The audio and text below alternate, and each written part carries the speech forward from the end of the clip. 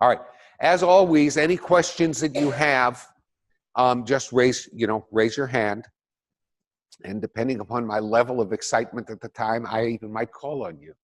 So, all right. So let's start with the basics. We're talking about the Bible in the Emma Lazarus library today. So what do I mean by Bible? That's a good question. A lot of people have kind of different readings of what we mean by the Bible. If we were to go to next door, to the church next door, and ask, I guess it would be about this time, if somebody were to say, this is, the rabbi from next door, and he has a question, I would say, if I were to say the Bible, what would come to mind? What do you think the answer would be? Right. Well, Matthew, Mark, Luke, and I said, well, if I were to say, well, what about my Bible? What word would they use? The Old Testament. Yeah, exactly. Now, I should tell you, when I teach at Ali, I'm not allergic to that phrase, Old Testament, nor am I averse to the New Testament. I understand where it came from. However, I want to go through some, and my view here now, my purpose here now is not to stand in judgment. I'd just like to go through some terms that you might hear, and so that we can clarify what we're talking about, or in general, when we get together to talk. When we say Bible, these words come to mind. First of all, Torah. All right? Torah, it's a Hebrew word derived from the same as to teach. All right? Torah, and it commonly means the 5 books of Moses: Genesis, Exodus, Leviticus, Numbers, Deuteronomy, and the Hebrew counterpart of those 5 books. Another way to talk about those 5 books is you will hear the word Chumash. Chumash, the 5.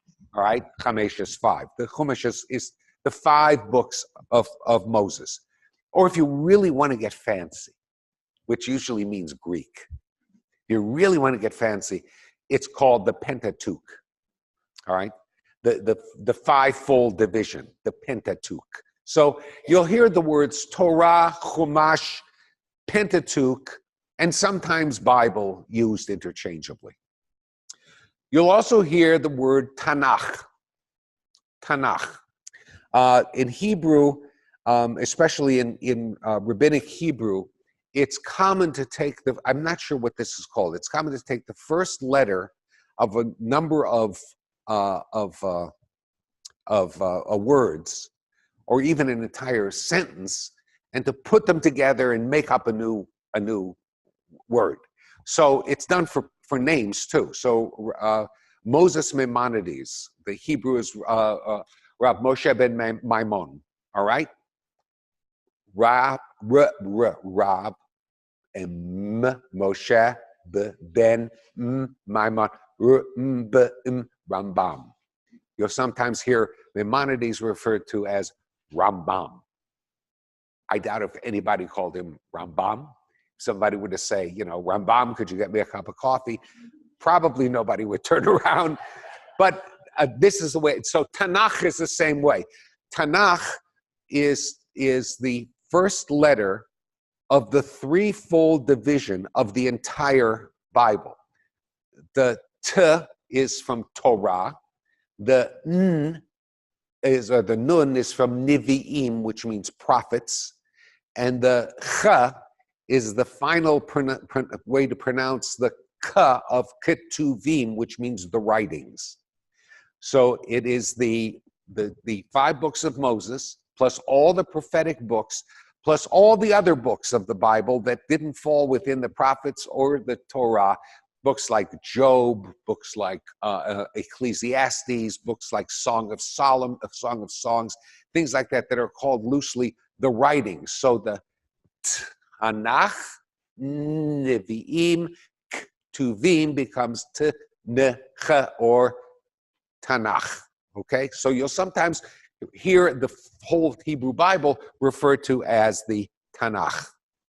You'll sometimes, as we spoke about, also hear it referred to as the Old Testament, because Christianity saw the Gospels and the writings of Paul and that canonized work as a New Testament. By the way, do you know where the word gospel comes from? It's from the Old English or German gut Spiel. Good Spiel news. The good news. So the gospel is from anyway.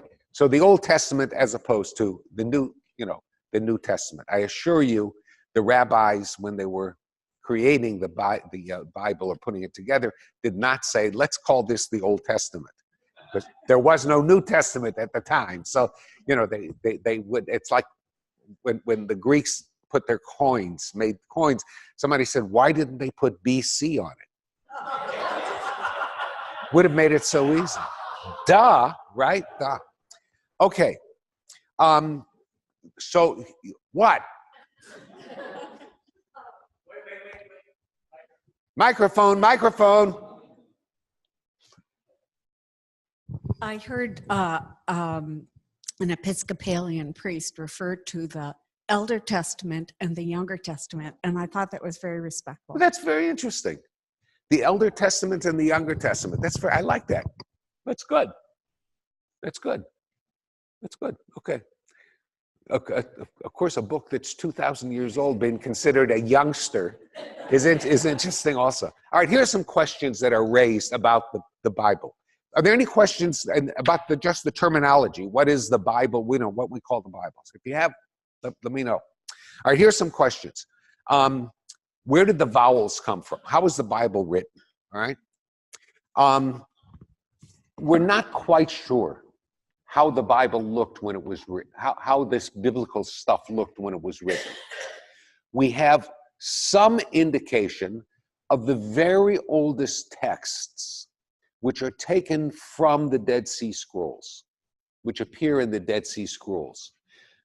You'll notice I have on the reading list Herschel Shank's Understanding the Dead Sea Scrolls. I would recommend, if you really want to know about what the Dead Sea Scrolls are and what they mean, read the Herschel Shank's books. In a nutshell, the Dead Sea Scrolls mean a hell of a lot, or they mean nothing at all, depending upon what you're looking for in the Dead Sea Scrolls. But one of the things that the Dead Sea Scrolls one of the things that the Dead Sea Scrolls does do is confirm that the text of the Hebrew text of the Bible that we have today is pretty much the Hebrew text of the Bible as it stood over 2,000 years ago. Because the Dead Sea Scrolls contain some of those texts. In fact, they're about 85 to 90% accurate, not accurate, they're similar. There are some differences, but they're 85 to 90% similar. So the Dead Sea Scrolls tell us that the Hebrew text that we have today is pretty much an accurate Hebrew text, that accurate in that it's old, dates back over 2,000 years. But where did those dots and dashes come in? If you read it, if those of you who read Torah, or will chant Torah, at services, you'll open up the Torah scroll, and it'll be just Hebrew letters, consonants, and there's no dots or dashes or things like that. Those dots or dashes were added by a group of scholars called the Masoretes. And the Bible that contains those dots and dashes, the Hebrew Bible, is sometimes called the Masoretic text. The Masoretes lived over 3 centuries, focused in Israel, and the goal of the Masoretes, you want something to drink? You're sure? You want somebody to get it for you? You all right? I'm just a little worried about, you want to hear the good part? It's being recorded, you can hear it. All right. So the Masoretes created what was essentially the vowels, written vowels, so people would know and understand and consistently pronounce those vowels and those letters and therefore those words in the same way wherever they were throughout all time. Okay? other words, the Masoretes were the first great Hebrew grammarians. They also structured the sort of decoration things on little notes that began as grammatical notes, but soon were taken as musical notes. So the Baruch for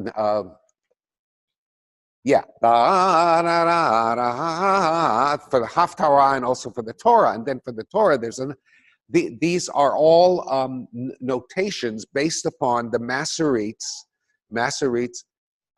grammatical notes. All well and good.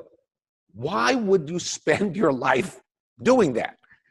Why would all these people, it's a whole school, why would all these people spend their entire lives putting little crosses and dots and things under all these letters? What did they care? For what? For meaning? What do you mean by that? Because as you read the Torah. Oh, you know what? I'll take this. It'll probably be easier for me to do it. Go ahead. As you read Torah, I think that you need to be chanting or pronouncing the words such as to impart the meaning. Okay, all right. So before you can, I'm going to change it around a little bit. No, that was a good way. I just want to change it. Tell me if I'm accurate. You listen to Torah in order to get the meaning. But you can't get the meaning unless you understand the words. And so the Masoretic notations and the grammar and everything helps you understand better the words from which you derive meaning, right? Good. Why didn't they understand the words? What's so difficult about understanding? You and I speak English. Why would we have to chant, chant? If you and I read in English the beginning of the Torah of Genesis, in the beginning God created the heavens and the earth, right? Or you could do it like Laurence Olivier, right? In the beginning God created.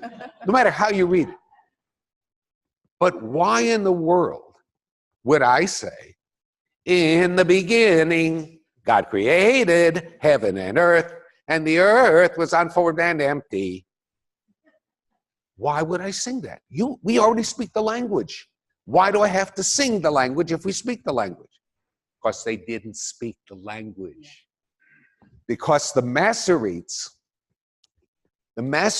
created a system to teach the language in a world where the language was dissipating. This was in the 7th to 10th centuries. So the world, the Hebrew as a language, the language of this holy scripture was in danger of going away.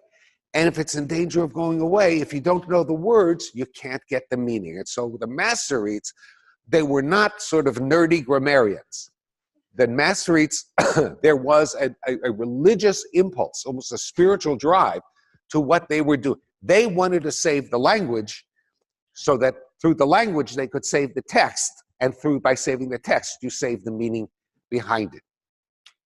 So it seems to be dry kind of grammatical stuff really has a very strong spiritual implication. There were hands that were going up and I interrupted one. Yes. No, you do. No, go ahead, talk it. Go ahead. Don't be angry with technology. That's the way it works. It's like Latin for the Catholic Church. I mean, that's what held all those disparate language Catholics together, was Latin. Mm-hmm. And I had something else. See, you can all hear me, right? It's the video. It's just that it's recorded. Latin Catholic Church. Latin Catholic Church. Oh, where did the Masoretes live? Israel. They were all in Israel. Palestine. Ah. Okay, they were centered in Palestine. But at the time, the Jewish community, remember, we're talking about the Middle Ages, early Middle Ages, the Jewish community lived elsewhere. There was only a small number of Jews in Palestine. Palestine was no longer the demographic center of the Jewish life. As a matter of fact, I call it Palestine today because I didn't know it was kind of unnamed then. Palestine stopped being the demographic center of Jewish life sometime in the Roman era. There were roughly around the time of Hillel, slightly before the time of Jesus, there were more Jews living in the Mediterranean Greek world outside of Palestine than were living inside of Palestine, which is a very important phenomenon to think about, especially when you look at, as we will get to our last session, that is, we Jews and our Christian neighbors, like, where did Christianity come from? And when Christianity's talking about Judaism, what kind of Judaism are they talking about?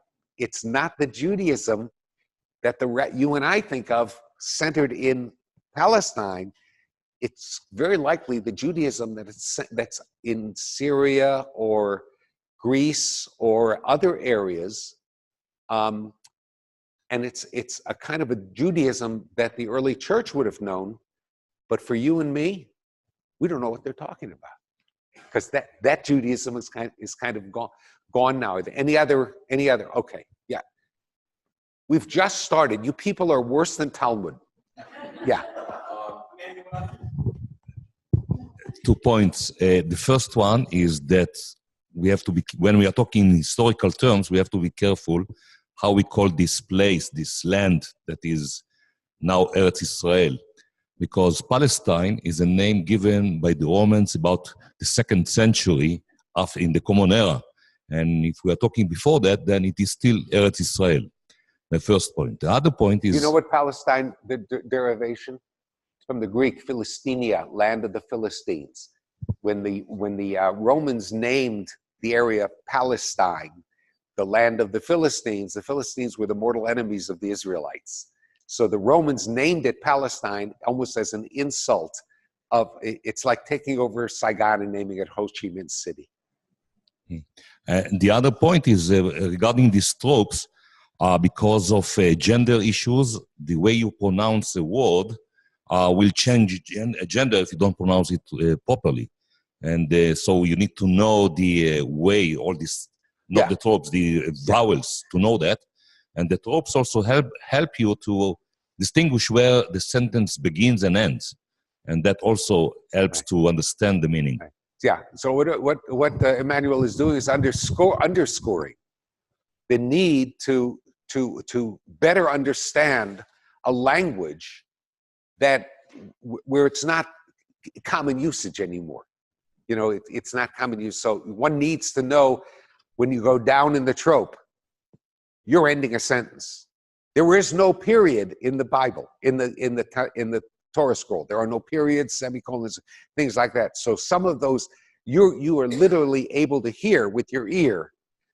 Sentence begins, sentence ends, semicolon, things like that. You're able to hear that with your ear, just as you're able to see it in the markings. You know, what are called the nikudot, or the markings. But it's only necessary if you don't speak the language fluently. If you don't speak the language fluently. It is possible, for example, it is possible for somebody to speak a language and be illiterate in that language, right? Because language is something that is spoken, not necessarily, it's learned as something that is spoken and cultural, not as a text, all right? I always found it interesting when you take kids who speak English and you teach them how to speak English. And you don't know what you're talking about. Especially kids with strong linguistic cultures, with really strong, sort of closely defined linguistic cultures. African Americans, for example, who have a very closely defined linguistic culture, or Appalachians, very closely defined linguistic culture, or my Baba, who had a very strongly defined linguistic culture coming out of a Yiddish speaking, and then send them to school, and you tell the Appalachian kid, that ain't right. Ain't a word. Why ain't it? You know, you can't stop, because you go home and you reinforce that. What my point is, when you hear this language and live with the language, the rules are not that important. It's only when the language starts to dissipate that the rules become so very, very important. We have 3 more comments. Yes, you're the president. You can wait. Right. That it's important to put a rhythm to words, or else people forget the words. It's important to put a what? To put rhythm to a word. So when the Torah is being read, it's almost sing-song. Right. It's hard. But if it's just flat, then it's very Right. hard to remember what the words are. Right. And if you ask a teenager what are the words in that song, they don't know, but they can sing the song with the Right. words. So those marks are important. Right. Thank you. Thank you. What happened on the 12th day of Christmas? On the 12th day of Christmas, my true love gave to me. That's the first day of Christmas. What happens on the 12th day of Christmas? You won't know. But if you go through all 11, if you go through all on the 12th day of Christmas, my true love gave to me 12. 12 drummers, 11 pipers piping, 10, bakers baking, 9 loaves of challah. I mean, but it's when you're right, when you hear this, and that's why language is often taught in song, just as Torah is read in trope. All right, next comment. Yes? It's also a theological component for Masoretic did, because Hebrew is a consonantal language. Consonant, if you put depending on the vowel you put in, that changes the meaning. It changes it completely. And that's why that's the whole. But the whole question of whether this is midbar, desert, or midaber, speak, the whole question is irrelevant if you speak the language. You don't, somebody would not say, Emmanuel deserted the sentence. You deserted the sentence. Hu midaber, he speaks the sentence, you see. So if you speak the language, you don't need the rules, but if you don't, if it's questionable, you've got to constantly reinforce the rules. Thank God for the Masoretes Agazinta, thank God. Yes? My comment's similar to Perry's. When I read Torah, it excites me that the trope, I feel, conveys emotion. Yes. That it's announcing. Yes. Or it's just a little blob, or it's just the story. Yeah? Yes. Thanks. Yes, absolutely. Absolutely. The music does that. There's all kinds of things here, but the Masoretes were so smart to do this, and also then to link it to the sound of the sound of the word. They were just brilliant people. Not bad for grammarians. Okay, where's the Bible written? What language is the Bible? The Hebrew Scriptures, the Hebrew Bible. It's written the Hebrew Bible, right? It's written in Hebrew, right? Not completely. Not completely. There are whole sections of the, quote, Hebrew Bible or Old Testament or Tanakh. There are whole sections of it that are written not in Hebrew but in Aramaic.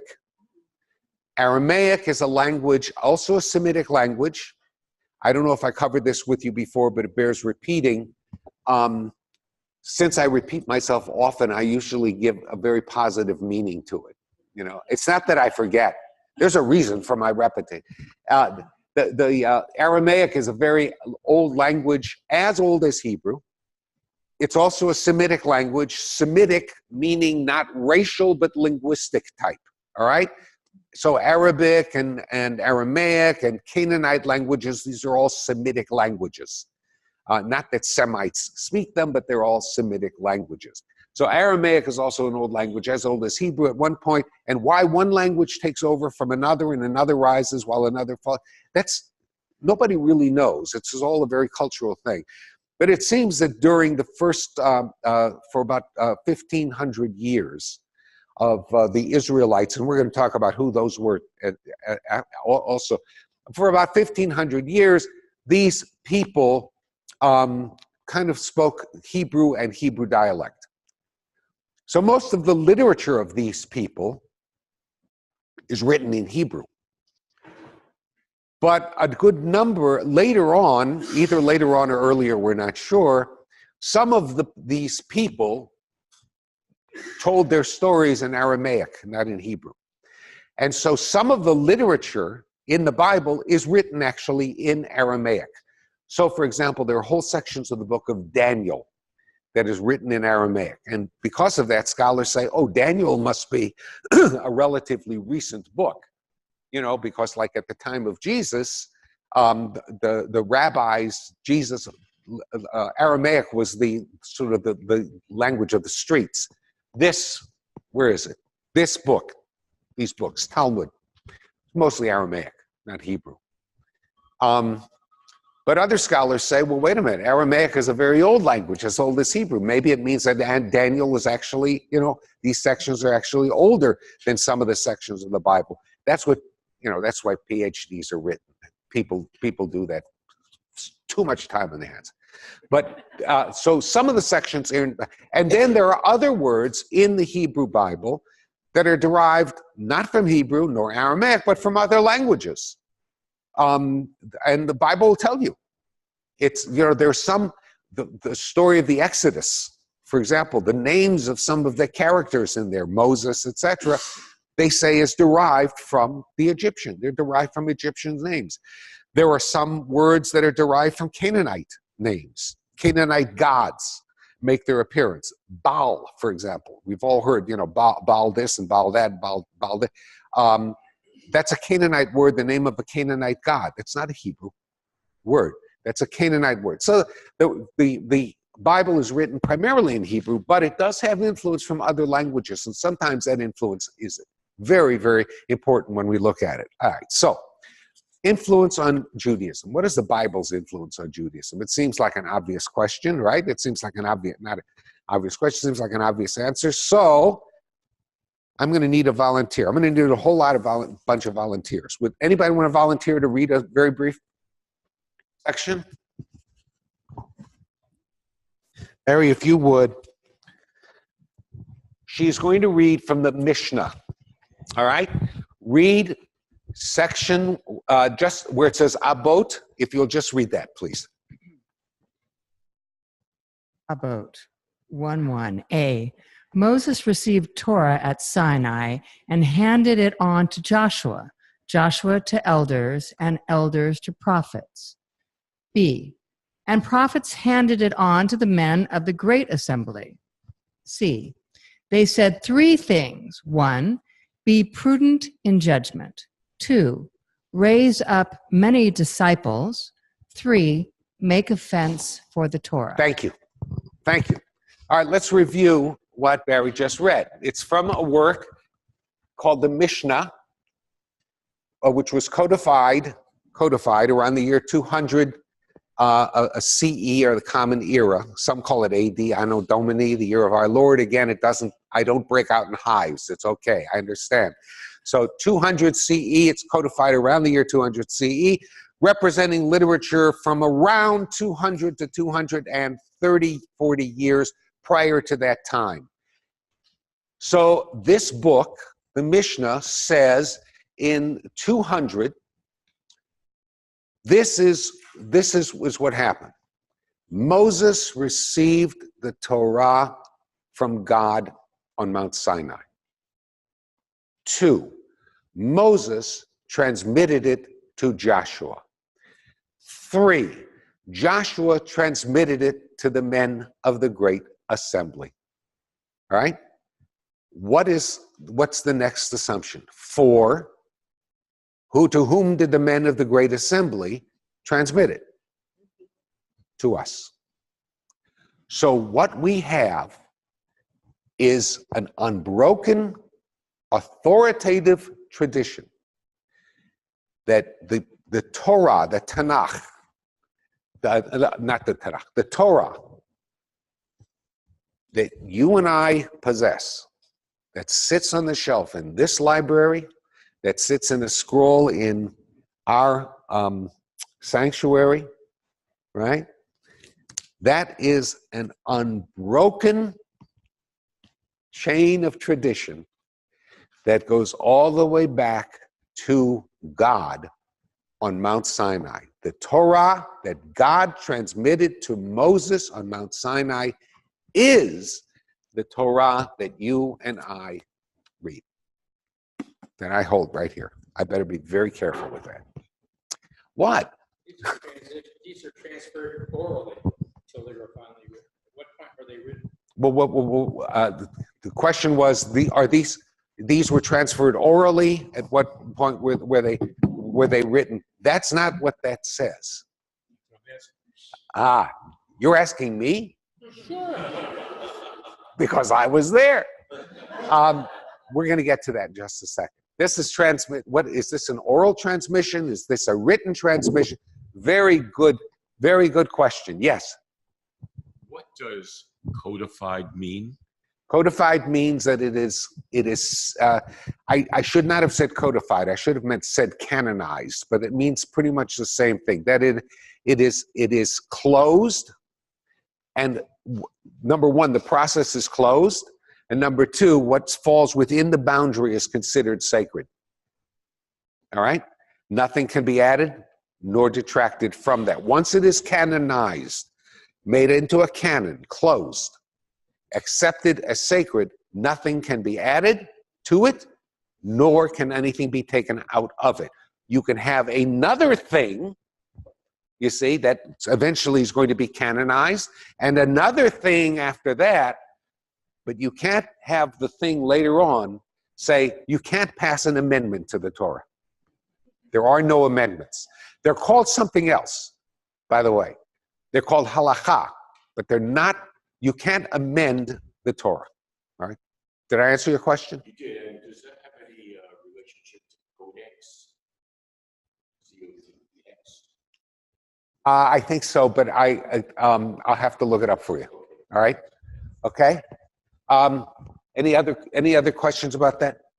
All right, now all this is well and good, except I wanted to show Deuteronomy 4:10. I need another volunteer.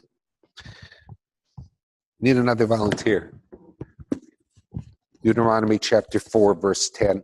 Deuteronomy chapter 4, verse 10, please. Verse 10. 10 to 14, actually. The day you stood before the Lord your God at Horeb, when the Lord said to me, gather the people to me that I may let them hear my words in order that they may learn to revere me as long as they live on earth and may so teach their children. You came forward and stood at the foot of the mountain. The mountain was ablaze with flames to the very skies, dark with densest clouds. The Lord spoke to you out of the fire. You heard the sound of words, perceived no shape, nothing but a voice. He declared to you the covenant which he commanded you to observe, the 10 commandments, and he inscribed them on 2 tablets of stone. At the same time, the Lord commanded me to impart to you laws and norms for you to observe in the land which you are about to cross into and occupy. Thank you. Thank you very much. Okay.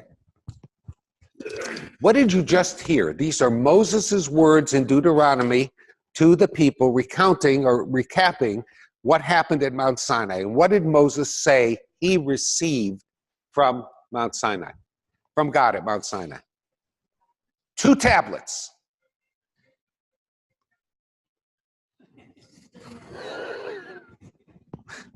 Somebody answer the phone. You never know who's calling. We're talking about the theophany at Sinai, and the phone rings. What are the odds? So Moses received. There's a great story in the Talmud, by the way, but I digress. Moses receives 2 tablets. That's what he says. All right. What else does Moses receive? According to Deuteronomy. 2 tablets containing the 10 commandments. What else? Laws and norms. But he's very careful. You saw me receive the 10 commandments, right? I also received laws and norms. In addition to that, I received laws. What you saw was the 10 commandments, but I received the laws and norms.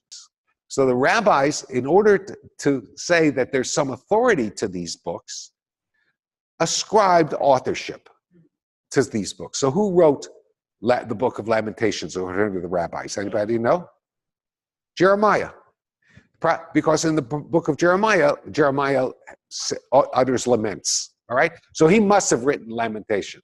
So who wrote the book of Ecclesiastes? Solomon. Why? Because it's a book of wisdom. And who was the wise? Solomon was wise, right? Who wrote all the Psalms? David. Because David played the lyre, not as well as she plays the violin, but David played the lyre, right? So if David wrote some of the Psalms, he must have written all of the Psalms. In other words, what the rabbis did, they would ascribe authorship to all books, and in order to give them some sort of authority. So what we have then is the rabbi's assumption. The rabbi saying that you have a book, the Tanakh, the Torah is the most authoritative. You don't mess with that. Without question, that's given by. Then there's the prophets, and then there's the writings, which are a little less authoritative, but also carry some authority. The Talmud, which comes later, it comes about 300 years after the book that Barry just read. The Talmud says that the Torah is the basis for every single law. Every single law that Jews follow, they say, is rooted in the Bible. And either that is an explicit prohibition, you don't have sex with your aunt, A-U-N-T, aunt. All right. That is incest, that is prohibited, expressly prohibited. Or an implicit prohibition or implicit rule, halakha. You don't eat cheeseburgers. All right? You know why? Why don't you eat cheeseburgers? Because in the Bible it says you do not boil a kid in its mother's milk. Of course, in the Bible it also says right before that you don't take the eggs from the nest while the mother bird is watching. It's an ethical metaphor. But the rabbis derive from it a culinary law. You don't mix milk and meat. So there's milchiks and here's fleischiks, right? Although I assure you Moses did not say milchiks and fleischiks and go ahead, it's parv, He didn't look for a little K on the... But the point is that these laws are derived from the Bible. Later, the Midrash, which are sayings, will also say the ethical principles are derived from the Bible. In other words, to underscore this, to shorten it, which I'm not good at, to shorten this, the rabbis say everything is in the Bible if you know how to read it. Everything's in the Torah if you know how to read it properly. That assumes, number one, that you know how to read it. Hence the Masoretes come in, right? That assumes, number two, that you know how to read it properly. And what do they mean by properly? Means, said the rabbis, that there are certain rules to follow when you read the Bible. You can be fast and loose in how you read the Bible, just not fast and loose on your terms. It's got to be fast and loose on my terms. And so what the rabbis did was invent an entire way, not just law, but an entire way to read the Bible. And that too is included in this work called the Talmud, and we're going to get to that, not this week, but I think that's going to be our next session. In the Middle Ages, as we move forward, you see a proliferation of commentaries on the Bible, starting with actually a man by the name of Rashi. Do you know the name Rashi? Rashi lived in the junction of Germany, in the Alsace region of Germany and France, that disputed region.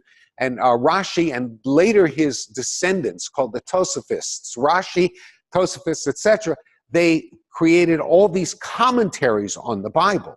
Their commentaries, unlike some of the scientific commentaries, their commentaries were more or less how to interpret the Bible. Now, the Talmud had already interpreted the Bible. The rabbis had already interpreted the Bible.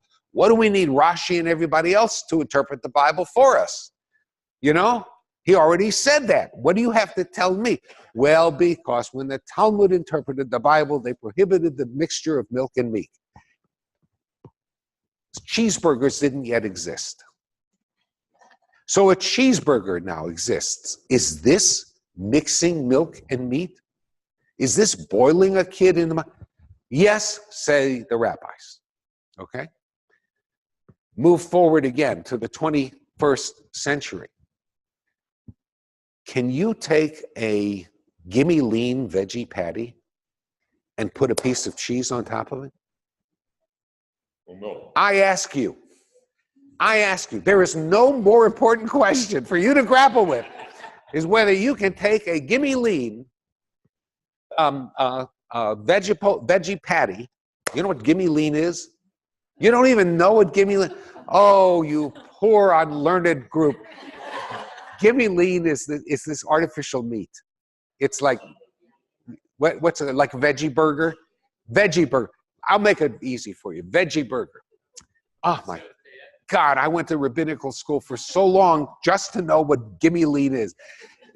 You take a veggie burger. Can you take a veggie burger? Can you put a piece of cheese on top of a veggie burger? If the cheese is kosher. All right, let's assume it's kosher cheese. Can you put it on top of a veggie burger which has a little K and says it's kosher anyway? What? No. Any yes? Who says yes? Wait, don't. Wait, Rabbi. Who says yes? You say why yes? Some rabbis interpret it as being okay. Because some rabbis interpret, and why do they? Why? And who says no? Because you don't want to give the impression. Oh my God! Oh my God! You don't want to give the impression, Marit Ayin. It looks bad. It looks bad. I'm now going to tell you a great story. My grandfather about my naming. My name in Hebrew is Eliyahu Chaim. All right. It should be Chaim Eliyahu. My name is Kenneth Ellis Ehrlich. But my Hebrew name is Eliyahu Chaim Ben Ze'ev. It's Ellis Kenneth. Why reverse it? Because because they wanted to name me Chaim Eliyahu. But my great-grandfather, my Zeta Chaim, was still alive. But my Zeta Chaim was not named Chaim. His real name was David. He had scarlet fever as a child. And he recovered, and they named him Chaim, which means life, so that the angel of death, the Malach HaMovis, would not find my great-grandfather again. So they want to name, and in Judaism, and at least in Ashkenaz, you don't name the child from a living relative, because I'll steal his soul. So they don't know what to do. Can we name him Chaim? Because Zeta Chaim's still alive, but Zeta Chaim's not named Chaim, his name is David. So what do we do here? Oh my God, it was tearing my family apart. And so they went to see the old rabbi. Wise rabbis are always old.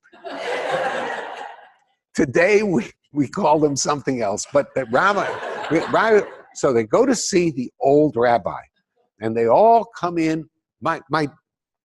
My dad told me the story. They all march in. My grandparents, my grandfather's brothers and sisters, there's 7 of them. My mother, her parents, they all walk into this little room, and the rabbi is sitting there, old man Eichenstein, right? The Rabbi Eichenstein, one of the greatest scholars actually in North America, Talmudic scholars, with the beard, the classical thing like this, and he's going like this. And they tell him the story, and he stops and he says, let me get this straight. The boy's name is Chaim. The boy's name is, you want to name the boy Chaim. But the Alter Zeta, lebt noch, he's still alive. And his name is Chaim. But his name is not really Chaim. His name is David. And everybody's saying, yes, Rabbi, yes, Rabbi.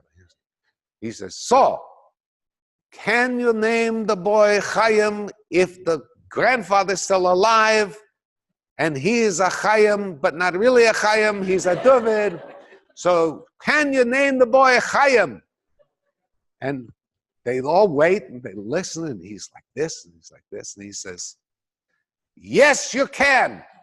Don't do it.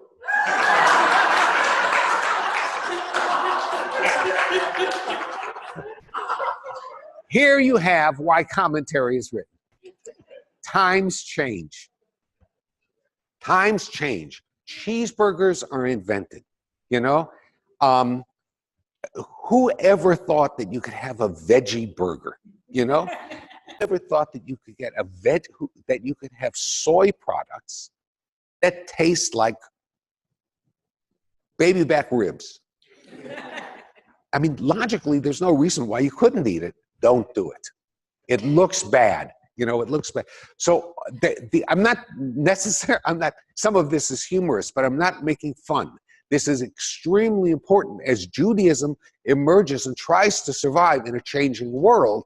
Its laws and which means the laws have to change, which means the way you derive those laws from the Torah, that also has to change. But it's the Torah, always the Torah, that is the foundation of Jewish life. It is never, ever to be taken lightly, even though I mean, you know, I'm telling the story. I assure you, my family and certainly Rabbi Achenstein did not take that lightly. Yes, Dave.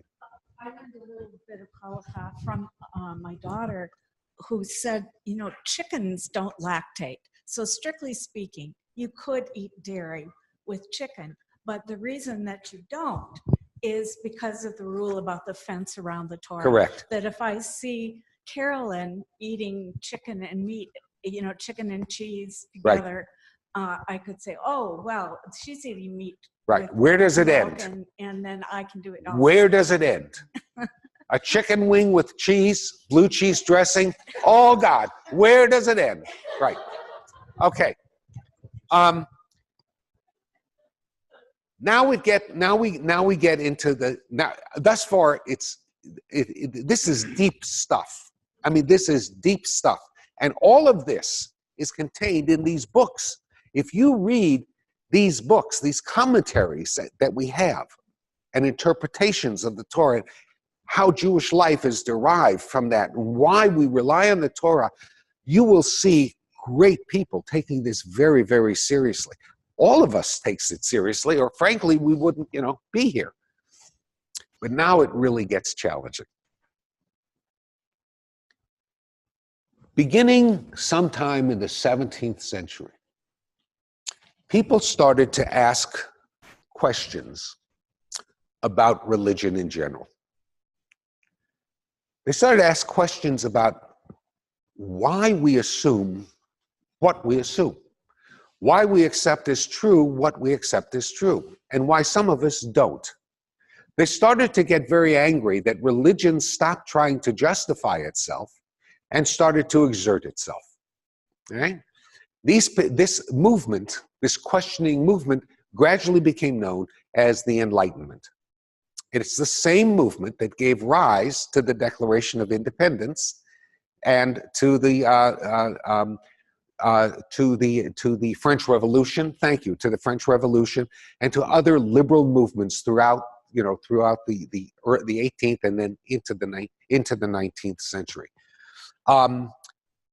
It was a movement that relied not on revealed tradition, but on reason and on science. It examined human behavior and human society in light of science. Had great implications, of course, for religion, because it subjected now, for the first time, religion and those who practiced religion and what religion taught to scientific analysis and scientific study. And all non-scientific approaches were therefore rejected. All right? Thomas Jefferson wrote his own Gospels. Did you know this? He excised all the supernatural things in the New Testament and was left only with the ethical teachings of Jesus that he said could be explained rationally. So Thomas Jefferson's New Testament is like this, but it's a completely rational New Testament. It's an amazing thing, and you can think Thomas Jefferson did this in, when was it? 1760s, I think it was. It was an amazing. It was. I'm sorry. Yeah. It's amazing. It's an amazing thing. There was a Jewish version of this too, of the Enlightenment. It was called the Haskalah. Haskalah, roughly translated, is that which enlightens or enlightenment. And the Haskalah, those who practiced, who taught in the Haskalah, they subjected Judaism to reason and to science. The Bible became the first subject of analysis, of that Haskalah. It began with Spinoza, who lived in the 17th century. And Spinoza found out that the Bible was filled with errors and inconsistencies. I was going to have you read some, but we're going to run out of time. So I'll just mention a couple of them. There are two accounts, for example, of creation in Genesis. One's not enough. And the accounts are of different order. On the first account, Bereshit bara Elohim et hashamayim ve'et haaretz. In the beginning, God, Elohim, created the heaven and the earth. All right? And the earth was unformed, and it was empty. And the spirit of Elohim hovered over the face of the earth, etc. And the second, in the second chapter, says that a river runs through, that Adonai Elohim, that a river caused a river to run through Eden, and then he created human beings in order to oversee this garden. But human beings aren't created until the sixth day in the first creation. And in the first creation, Elohim is the name of the God who creates things. And in the second version, he's got two names, Adonai Elohim. He's got two names. So Spinoza says, am I the only one who finds this strange? Right? He goes on. In the book of Genesis, Abraham and Sarah are walking through the kingdom of a king by the name of Avimelech. And Abraham looks at Sarah and says, you are really hot. I don't mean schwitzing. You're a good-looking lady. They're going to, you know how they are. They're going to want you. But they're going to see you're married to me. But that's not going to stop them. They're going to kill me to get you. Tell them you're my sister. And I'll tell them I'm your brother. That way, at least if they take you sexually, they won't kill me. They'll say nothing's wrong with it. This was, by the way, this was your forefather Abraham. However you look at that story, whether it was very smart on Abraham's part, by thousands of years later, scientists and philosophers were to say, Jews in the Holocaust, anything you had to do to survive was by definition moral. Anything you do to survive is moral. If you look at this as a story of survival, then what Abraham is doing here is a very moral thing. Very moral thing. Regardless of how you interpret that, though. I don't want to, I knew if I introduced sex with this group, I knew it was going to be. If you jump further into the Bible, 6 chapters further, what you find is that the exact same story occurs, but the protagonists are not Abraham and Sarah. It's Isaac and Rebekah. It's the exact same king. So Spinoza says, am I the only one who finds this strange? The Bible has 2 accounts of things, different actors, different people, different gods. What are you supposed to believe? Asks Spinoza. Not just about God, but about the Bible. He opened the floodgates. And people, scientists ran through. If Spinoza, a Jew, can ask these questions, then certainly we can, right? And so people flocked through these floodgates, primarily non-Jews, by the way. But Spinoza opened the gate and started questioning, where did the Bible come from? Why is the Bible doing this? It can't be what people say it is. It can't be the Word of God transmitted without error, written by God and Moses at that time. Because if it was, then God is a terrible author. He forgets in chapter 2 what he writes in chapter 1. He's got, it would never clear the editors. It would never be published today. And God is God. So what's going on here? All this culminated in the 1870s in the work of a man, not a Jewish man, Protestant, by the name of Julius Wellhausen. Don't worry about writing it down, just Wellhausen. Wellhausen came out with what he called the documentary hypothesis. Wellhausen's work has colored and shaped biblical criticism since that day. Anything we have back there or on your list about biblical criticism in some way has been shaped by Wellhausen. Here's what Wellhausen said, in brief. Remember, Wellhausen was a German. He wrote in German. Not only were all the verbs at the end of the sentences were real long. And so the work was real long. There's a lot to Wellhausen. So I'm trying to shorten him. The Bible was not written by one author at one time. It could not have been. The Bible was written by many authors over a long period of time. And it was then compiled by an editor or editors sometime around the 4th century BCE. This, in short, is Wellhausen, the Wellhausen documentary hypothesis. Now, here's Wellhausen's dilemma. The Bible itself, as we said last week, is not reliable history, right? Because the events that the Bible depicts are mentioned only in the Bible. They're not anywhere else. They're not reliable history. George Washington chopped down a cherry tree. Where does it say so? It says so here. George Washington chopped down. Where else does it say so? It says so here. That's what you get when you try to recreate history by using the Bible. So Wellhausen's problem is the Bible is not reliable history. So how can you link documents to a history that is not reliable? See what I'm saying?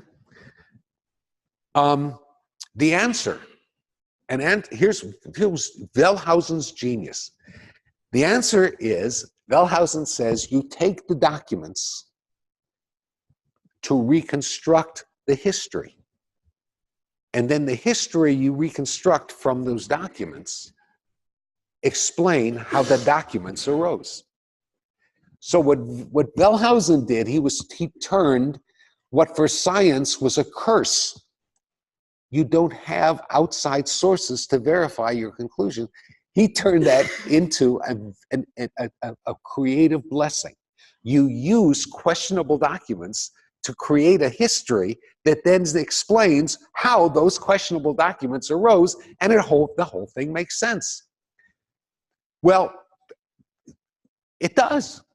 It does. And I'm going to show you how it does. Here's what Wellhausen said. And for this, I want to very briefly review the history of Israel, 2,000 years with you, and then show you what the documents that we call the Bible, how they arose. Sometime roughly 2000 BCE or more, there was a group of Semitic tribes that lived in the land that we now know as Canaan in the Middle East, both sides of the Jordan River, north and south. They lived in that land with other Canaanite tribes as well. These tribes that we're talking about were loosely connected. They spoke a similar language, which we'll call a Proto and Early Hebrew. They intermarried a lot, all right, so that the properties shifted within the tribes. And they had somewhat of a common belief structure. At one point, a group called the Hyksos from Syria, Lebanon area, was powerful enough to invade the strongest empire of the time, namely Egypt. And they swept down into Egypt. And as they swept down into Egypt, they carried some of these people with them, some of these tribes with them. These people either fled in front of the invading Hyksos warriors, or they were actually enslaved, captured by the Hyksos, and taken with them into Egypt to serve, to serve the army. They were sort of, what's the word? Drafted into the army. Egypt regained its power, drove the Hyksos out. But most of the people who were driven in at that time got stuck in Egypt. They stayed. They were now stuck. They had no way out. But not all of them were there, remember. These were just the people from the north. Most of the people who lived in the south, many of them, of those tribes, they stayed right where they never went to Egypt. Ever, ever, ever. They stayed there. Something happened in Egypt where the Egyptian empire was then weakened again, roughly 4 centuries later. Gradually, those people who were brought in earlier by the invasions trickled out. They all trickled out.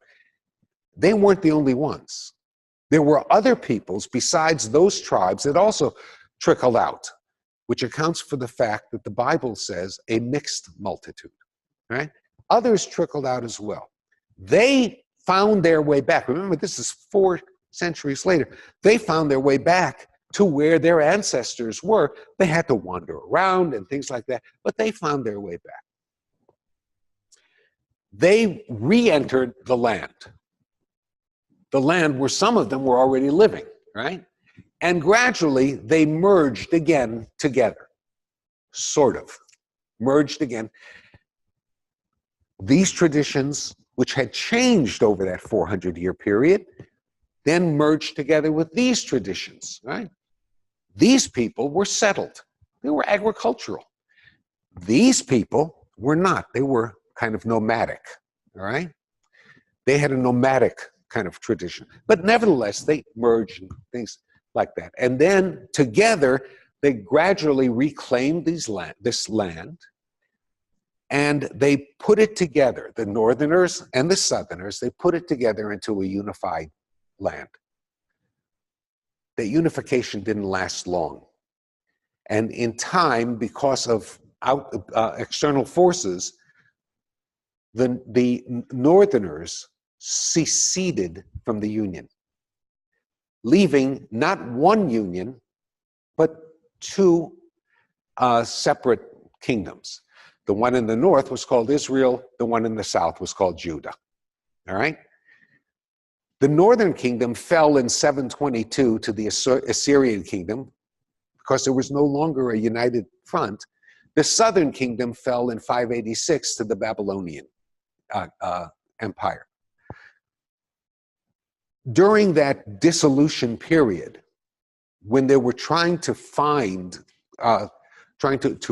some way to survive in this very changing world, a group of men arose who became sort of moral exemplars. They called them prophets, telling the various kings, you should do this, you should do this. Most of the prophets didn't know what the hell they were talking about. Some of the prophets, their advice proved to be not only wise but prescient. Right? Their advice lasted. The other advice, guys, they threw them out. So in 586, the southern kingdom and essentially the temple in Jerusalem essentially was destroyed. That lasted for roughly 50 years. When the Medes, so the Persian Empire, overtook again, they were the ones then who asserted themselves. Remember, the Middle East is a cauldron of empires. The Persians overtook the Babylonians. The Persians rebuilt this part of the world. Actually wanted to see it rebuilt. Why? Because they wanted a buffer zone between them and the Greek and the Egyptians to the west and the Greeks to the north. All right, the emerging Greeks to the north. The Persians rebuilt the land. The Greeks defeated the Persians. The Greeks took over the land, and that's where our story right now ends. Okay? So Wellhausen says, how do you get, so they say, somebody were to say to Julius Wellhausen, Julius, How did you figure this out? He says, it's in the documents. If you read the documents correctly, it's in the documents. And now, by reconstructing this, I can tell you where the documents themselves came from with great detail. How your Bible was written and who wrote it. Here's what Wellhausen says. There were basically 4 authors of this Bible. 4 schools of thought that gave rise to this Bible. The first school of thought, says Wellhausen, I will call the J school. Remember, Wellhausen was German. The J in German is a Y sound, right? Y. The name of God, one of the names of God is Yud He Vav He, Yahweh, right? Roughly, or if you take the Germanicizing that, Yahweh. Stretch it, anglicize Yahweh, and you get Jehovah. All right. So for Wellhausen, one group of these things are the J school. These are the J writers. Who are these writers? These are the people, says Wellhausen, who lived in the South. And they called their God Yahweh. They usually called their God Yahweh. And the second group, says Wellhausen, is, I'll call them the E school. They usually called their God Elohim. All right? The J school probably wrote that first account of creation. I'm sorry, Bereshit bara Elohim. Wrote that second account of creation. The E school probably wrote that first account of creation. It's very similar. There's a God. But you can see they're two different kind of two different cultures. The J and the E documents, documents all relate to oral traditions and stories of these two groups of people. And remember, one of these groups of people stayed in Palestine, in that area. The other one went to Egypt and came out. So you have one great tradition of sort of escaping Egypt and another great tradition of being settled in the land. And those two traditions are put together in the books today we know as Genesis and Exodus and some of Numbers. That's what Wellhausen says. Why would people write these books? Because, says Wellhausen, they were written down around the time when the monarchy, Solomon, David, Saul, when the monarchy was creating a nation. And what these people were looking for was looking into their past to explain the origins of their nation. And what they discovered was, and what they taught was, God chose us from a very, very long ago, small people, to become this great nation. This great nation under these kings, therefore, is ordained by God. That's what all these documents show and why all these documents were written. Somehow, Adam and Noah are part of this great tradition, you see? In other words, what humankind, the best of humankind, is represented in us. We are the culmination of God's vision for humanity. It's rather chutzpahdik, but it also explains how those two books were written. There's a third group of materials, says Wellhausen, it's called the D group.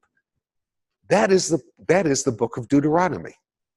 And the book of Deuteronomy, we know when that came from. That comes from the year 620 BCE. How do we know that? Because it's mentioned in the book of Kings, that King Josiah found this book. What is this book? This book happens to be 3 sermons put together by Moses. Why isn't this book mentioned in Exodus? Because Moses is taking a different approach here. Suddenly, Moses sounds not like sort of a nomadic shepherd, an ancient seer. Moses suddenly sounds like a prophet. He sounds an awful lot like Isaiah and Jeremiah and Ezekiel and Habakkuk and Amos and Micah. Moses suddenly sounds like a prophet here. Why, says Wellhausen? Because he is a prophet here. The book of Deuteronomy is written by the schools of the prophets. And the point of the book of Deuteronomy is to give authority to their prophetic teachings. So now you have the books and the book of Deuteronomy is, of course, the book of Deuteronomy. So now, says Wellhausen, somewhere around the time of the prophets, let's call it 800, you have the outlines of 3 books: Genesis, Exodus, and Deuteronomy, and some of Numbers. Okay, what about the rest of them? Where'd Leviticus come from? Leviticus is, which is, and some people say it's the most boring book, you know, and the effort of, they shall have 3 of these and 4 of these, and you take a cow and you cut it here and you do, where does this come from? And Wellhausen has the answer. He says, you remember when the people were returned by the Persians, right? They're looking to rebuild their nation. To rebuild your nation, you need more than bricks and mortar. To rebuild your nation, you have to have a new purpose, a new structure, a new authority in your life. Where is that purpose, structure, and authority to come from? But from religion. Especially since the Persians didn't allow a king, but they had no qualms to allowing a religion. So where it comes from religion, and from the people who lead that religion, namely priests. So, says Wellhausen, a group of priests got together and put all these books together, these existing books together, but added something. What they added was all of these things is permeated not just by God's plan for the Jewish people, but God's plan for his religion that guides the Jewish people, namely the religion of the temple and the priests who oversee the religion of that temple. And so, says Wellhausen, all of a sudden, the tribe of priests becomes really important. Moses, who was a great deliverer, suddenly becomes a Levite. Aaron, his brother, who was a minor figure, suddenly becomes not just a Levite, but as important, or in some cases, more important than Moses.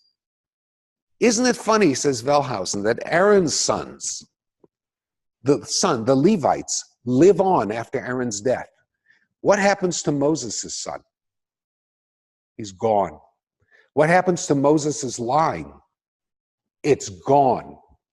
There is no descendant of Moses in the Bible.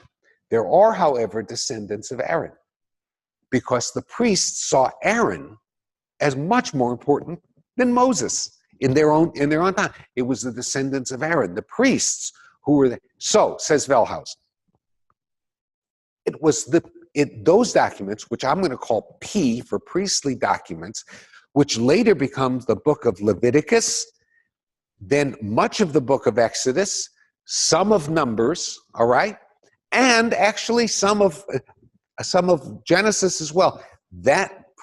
Those priestly editors wrote and edited the whole thing into a single piece.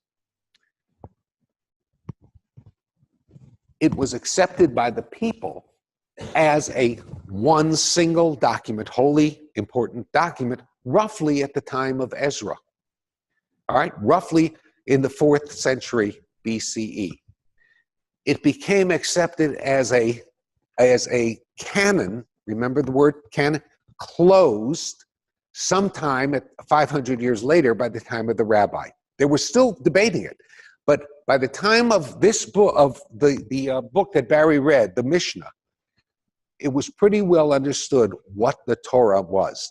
The Torah pretty well understood what the entire Tanakh was. But unlike what the Mishnah says, and unlike what Deuteronomy says, it didn't come to us in one fell swoop. The Torah is an expression of the 2,000-year-old history of the Jewish people, and the 2,000-year-old history of the Jewish people gave rise to the Torah, the documents that later became the Torah. This is what biblical criticism does.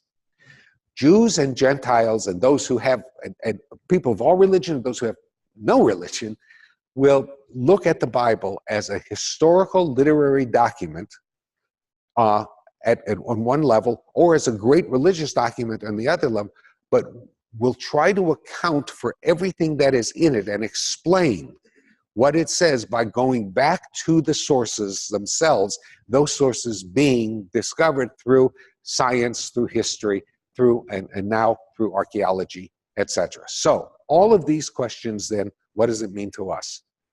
What does it mean to us sitting here in Emek Shalom and wherever we might be sitting? What does it mean to us that we have a document that science and is widely accepted now, was not revealed by God to Moses at Mount Sinai, but evolved over a long, long period of time? What does this mean to us?